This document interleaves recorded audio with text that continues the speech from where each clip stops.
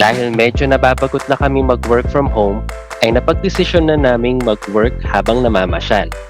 Kaya naman dali-dali nag-empake at lumipad ang aming team sa Boracay. Dear guests, we will be landing shortly. Please return to your seat. 3,162 pesos per head ang ticket na nabili namin from Clark to Caticlan Airport. 75 pesos per adult naman ang singil sa trike papunta sa Jetty Port. Nagmahal na din ang mga fees na kailangan bayaran sa Jetty Port tulad ng terminal at environmental fees. 150 pesos per trip ang e-trike from Boracay Port to Station 2 at 200 pesos naman ang hanggang Station 1. Dito sa Henan Lagoon sa Station 2 namin napiling magstay.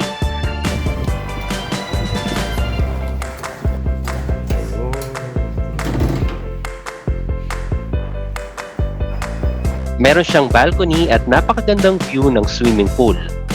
Sobrang nakaka-relax mag-work habang pinagmamasdan ang magandang view na ito. Mabilis ang Wi-Fi connection ng hotel. Pati na din ang signal ng smart kung data lang ang gagamitin mo for work. Agad na nga kaming kumain sa kanilang breakfast buffet. Mabilis maubos ang kanilang napakasarap na blueberry muffin.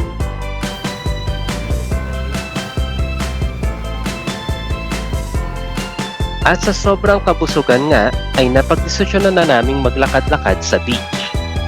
Naglakad-lakad kami hanggang sa marating namin ang dulo ng Station 3.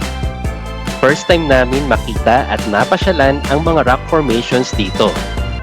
Kaya naman di na kami nakatiis at nagpicture-picture na kami sa spot na ito. Pagkatapos nga ay nagpunta naman kami sa kabilang dulo sa Station 1. At of course, nag-picture-picture uli kami dito.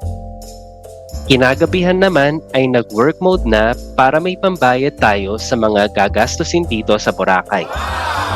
Sa buong stay namin, gala, work, kain, work, repeat ang inatupag namin. Napakasarap talaga kapag pwede mo dalhin ang work mo kahit saan mo gusto magbakasyon. During Christmas week kami nagpunta sa Boracay. At masasabi ko lang, mostly cloudy and may ilang beses din na nag-ulan-ulan during our stay. But the good thing is, malinis at wala pang lumot during this month.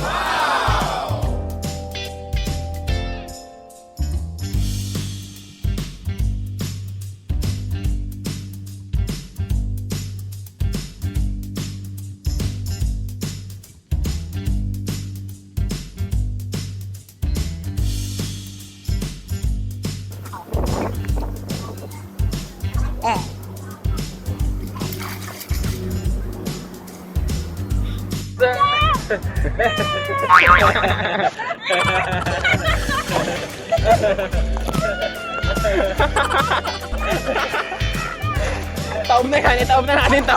Itaob na natin to.